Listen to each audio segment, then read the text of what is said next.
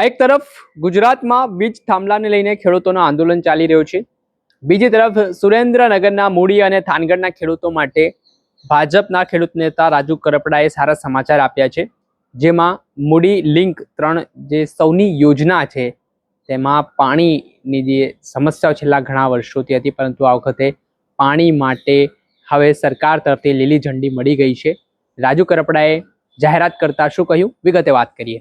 વૈષ્ણવજન તો તેને કહીએ જે પીડ પરાઈ જાનાને રે।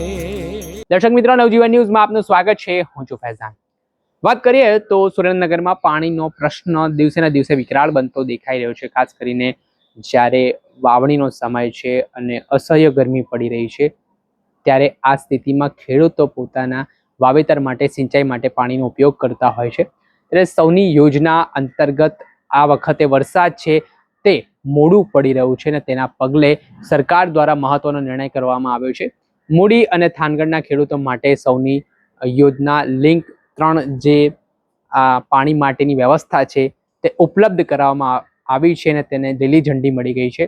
આ લઈને ભાજપના નેતા રાજુ કરપડાનું પણ નિવેદન સામે આવ્યું છે, જેમાં થોડાક દિવસ પહેલા તેમણે મુખ્યમંત્રીને આ બાબતે રજૂઆત કરી હતી ખેડૂતોના પ્રશ્નને લઈને, અને તેમને સિંચાઈનું પાણી મળી રહે તે માટેની અસરકારક રજૂઆત સાબિત થઈ છે।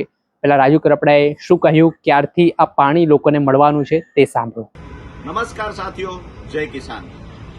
હાલ વરસાદ ખેંચાવાના કારણે ખેડૂતોમાં એક ચિંતા વ્યાપી છે કે ખરેખર સમયસર વાવણી નહીં થાય તો શું કરીશું।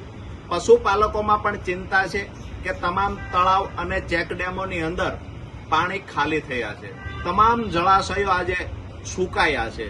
એ સમયે અમારા મૂળી તાલુકો, થાનગઢ તાલુકો અને સુરેન્દ્રનગર જિલ્લાના ખેડૂતોની જે રજૂઆત હતી કે ખરેખર સૌની યોજના લિંક 3માં પાણી છોડવામાં આવે તો મૂળી તાલુકો અને થાનગઢ તાલુકાના તળાવ તેમજ ચેકડેમ ભરી શકાય, ખેડૂતો સમયસર વાવણી કરી શકે તો સારું ઉત્પાદન લઈ શકે, પશુપાલકો ઘાસચારો વાવી શકે જો તળાવ અને ચેકડેમ ભરાય તો।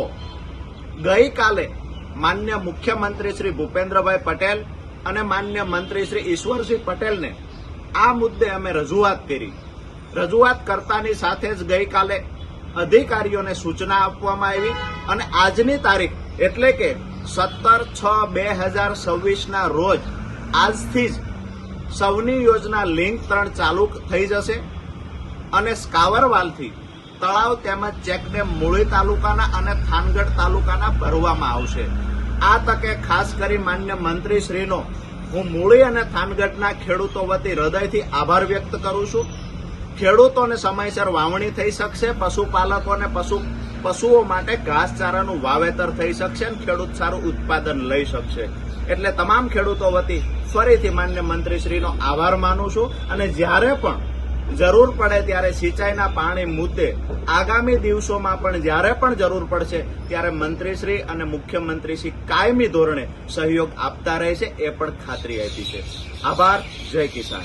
જે આપણે સાંભળ્યા હતા ભાજપના નેતા, જિલ્લા પંચાયતના સભ્ય, તેમણે સૌની યોજના લિંક 3 માંથી હવે ચેકડેમોમાં અને તેમજ અલગ અલગ જે સંગ્રહ જ્યાં ખેડૂત પાણી કરી શકે તે માટે નર્મદાનું પાણી છે તે હવે ખેડૂતો સુધી પહોંચશે ને આ ખૂબ જ સારા સમાચાર છે, ખેડૂતો માટે માનવામાં આવી રહ્યા છે ને આ જે પાણી ખેડૂતોને મળશે તો તેઓ વાવણી લાયક ખેતી કરી શકશે તે પ્રકારની પણ આ જાહેરાત માનવામાં આવી રહી છે। દર્શક મિત્રો, આવા જ નવા વિડીયો સાથે આપને માહિતગાર કરતા રહીશું, પડે પડના અપડેટો આપના સુધી પહોંચાડતા રહીશું। એટલે તમારી નવજીવન ન્યૂઝ જોતા રહો, લાઈક કરો, શેર કરો અને સબસ્ક્રાઇબ કરવાનું ભૂલતા નહીં।